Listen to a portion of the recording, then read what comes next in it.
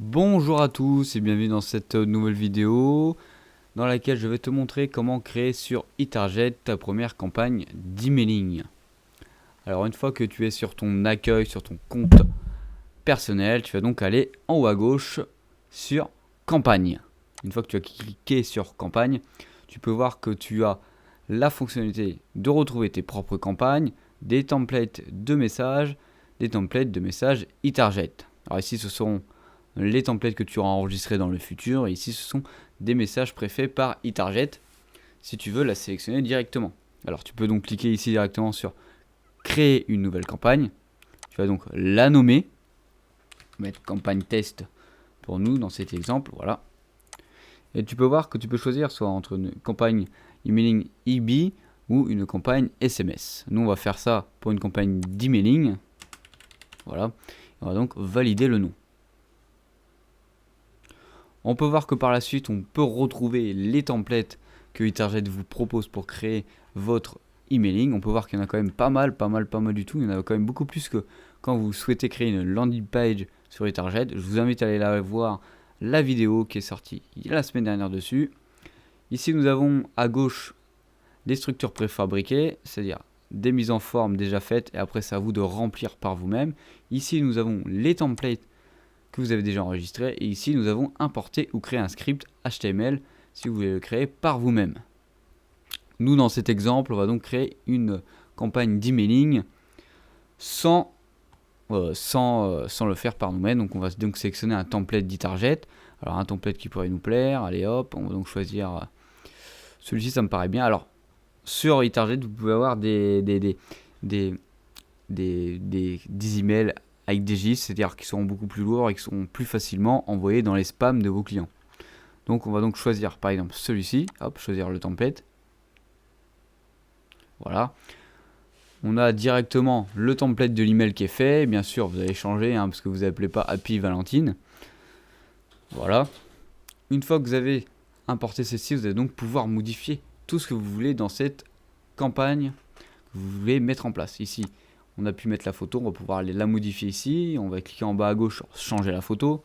Et on va donc pouvoir aller importer une photo, par exemple, qui vient de notre ordinateur ou d'internet. Voilà, pour ma part, j'ai mis des gens en UPI.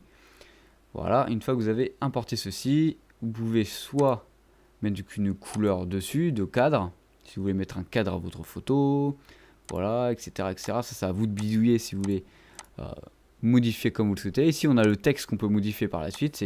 Vous pouvez le modifier directement ici. Donc, vous pouvez le modifier simplement que à gauche. Vous ne pouvez pas cliquer, par exemple, j'écris un texte. Vous ne pouvez pas cliquer directement ici et vouloir écrire comme si vous étiez sur un Word. Ça, vous ne pouvez pas. Voilà. Par exemple, après en dessous, vous avez un bouton. Le bouton dans lequel vous allez pouvoir soit faire une redirection web, soit faire une redirection vers un fichier, etc. On peut voir qu'on a une page web vers nos landing pages qu'on a pu créer auparavant, vers un fichier de votre banque de documents, vers une newsletter miroir ou vers une description. Voilà. Vous pouvez bien sûr modifier l'aspect du bouton, vous pouvez modifier selon votre guise, selon votre charte graphique d'entreprise, etc.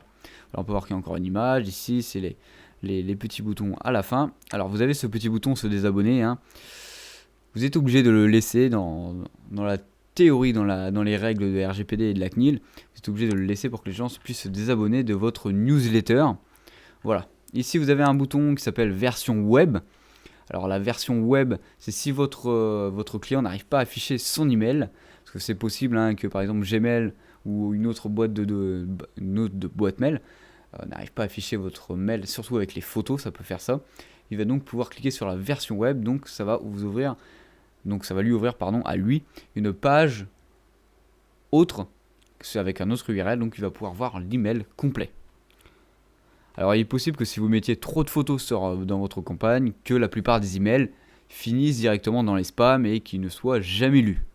Voilà. Une fois que vous avez fait votre email selon vos envies, vous allez donc pouvoir ici cliquer en haut à gauche sur les destinataires. Les destinataires, c'est que vous allez donc pouvoir sélectionner la base de données auquel vous voulez envoyer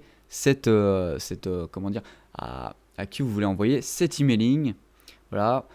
Je vous invite à aller voir une vidéo où je vous ai montré comment on importait une base de données dans eTarget. Voilà. Vous allez donc devoir la sélectionner. Voilà. Alors pour ma part, je vais pas la sélectionner parce que je vais pas leur envoyer cet emailing là, parce que vu que ce sont des vrais gens derrière. Alors, une fois que vous avez sélectionné votre base de données, avant de l'envoyer, vous allez donc sélectionner le nom d'expéditeur, c'est-à-dire c'est ce qui va s'afficher directement sur l'email. Alors par exemple, on va aller sur une boîte mail, voilà. C'est ce qu'on va avoir tout de suite à gauche ici. C'est le nom que vous allez avoir, que le client va avoir directement ici. Donc vous pouvez par exemple taper votre nom, le nom de votre boîte, etc. etc. Ici, nous avons l'adresse de l'expéditeur. Donc avec l'adresse de l'expéditeur, c'est par exemple votre adresse mail à vous. Si vous voulez que les gens vous répondent directement et que vous ayez un retour sur votre boîte mail. Alors je vais mettre un nom d'expéditeur et on va aller faire un test. Donc on s'appelle toujours Robert Jeans. Voilà. L'adresse de l'expéditeur, on va mettre notre propre adresse. On peut mettre une adresse fictive. Voilà, par exemple c'est Robert Jeans qui envoie ça depuis une adresse normale. Voilà, hop, .com par exemple. Ici nous avons l'objet du message. Alors l'objet du message, c'est tout ce qu'on va retrouver ici dans un email avant de l'ouvrir. Voilà, c'est tout ce qui est surligné en noir.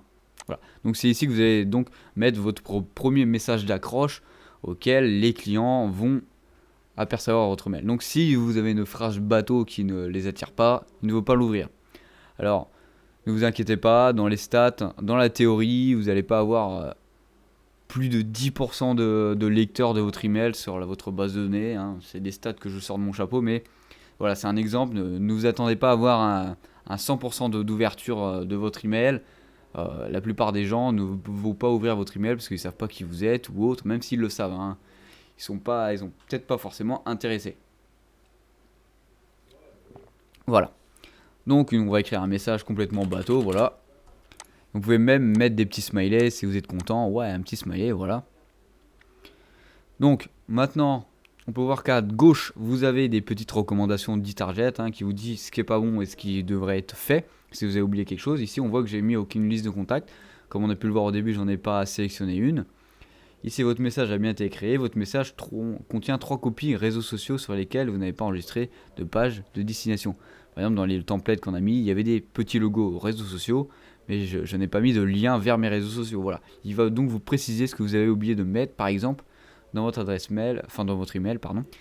Donc revenons au milieu, on peut voir qu'on peut traquer les ouvertures du message par nos destinataires, traquer les clics, activer le suivi par Google Analytics, insérer des informations légales à la fin du message, voilà, etc. si vous en avez configuré. Ici, blacklist, utiliser blacklist principale, créer une nouvelle blacklist, etc. etc. Voilà.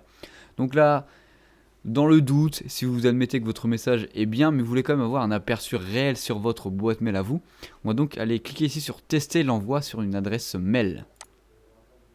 Voilà, donc on va donc mettre une adresse mail test. Voilà, j'ai mis mon adresse mail test, on va l'envoyer. Comme ça, on va pouvoir voir si notre email est bien arrivé et quelle tête aura-t-il réellement quand vous envoyez votre email. Après, on ira voir qu'on peut programmer notre campagne d'emailing dans le temps, si vous voulez mettre ça dans 2 jours, 3 jours ou à des heures et à des jours précis. Et on peut voir qu'on peut aussi l'envoyer directement. Voilà. On voit que l'email est censé être envoyé, on va actualiser, voilà. On voit qu'on a reçu notre message. Donc on peut voir qu'ici on a bien le nom qui correspond à ici. On a bien notre petit objet d'accroche, notre petit message d'accroche qui est bien ici. Voilà. Et quand on va ouvrir le message, on a directement notre petit emailing qui a été bien créé. Et on peut voir qu'il a bien été envoyé via une adresse qu'on a créée par nous-mêmes. Donc une adresse qui n'existe pas car ça a été envoyé sur le serveur d'e-target. Et apparemment, ils envoient ça de chez OVH. Ici, comme tout à l'heure, pour vous montrer ce que fait le bouton de la version web, on va donc cliquer dessus. Voilà, donc ça vous affiche sur un autre endroit l'email si celui-ci n'est pas visible par l'utilisateur. Vous pouvez laisser le bouton ou l'enlever. Ici, nous avons le bouton désabonner qui est obligatoire dans une campagne d'emailing. On clique dessus et donc on va pouvoir cliquer ici sur je confirme des inscriptions. Voilà. Voilà, maintenant qu'on a fait tout ça, on peut aller voir dans les statistiques ce qui s'est passé chez l'utilisateur. Voilà, on voit qu'il l'a lu. Et on voit qu'il s'est désinscrit. Donc vous allez pouvoir voir tous ceux qui ont ouvert votre mail. Vous n'allez pas voir, par exemple, Robert l'a ouvert, Johnny l'a ouvert, mais ça n'avait pas été aussi précis que ça. Mais vous allez voir en globalité combien de personnes l'ont ouvert, combien de gens ont cliqué sur vos liens, combien de gens se sont désinscrits, combien d'emails ont été virés nulle part, c'est-à-dire qu'ils n'ont pas été desservis, etc., etc. On peut voir quel jour ils l'ont ouvert, donc on est bien le 15, j'ai bien ouvert le 15, le 16, pardon. Voilà, on voit qu'il y a 100% des lecteurs, 100% des non-cliqueurs qui n'ont pas cliqué. Il y a 100% des utilisateurs qui se sont désinscrits, voilà. Ici, vous avez à quelle heure celui-ci a été ouvert. On voit que l'email, pour ma part, a été ouvert à 16h environ, hein. Que ça marche par tranche d'heure. Comme ça, vous pouvez voir à quelle heure pour les prochaines campagnes, quelle heure faut-il envoyer votre emailing, votre campagne. Voilà.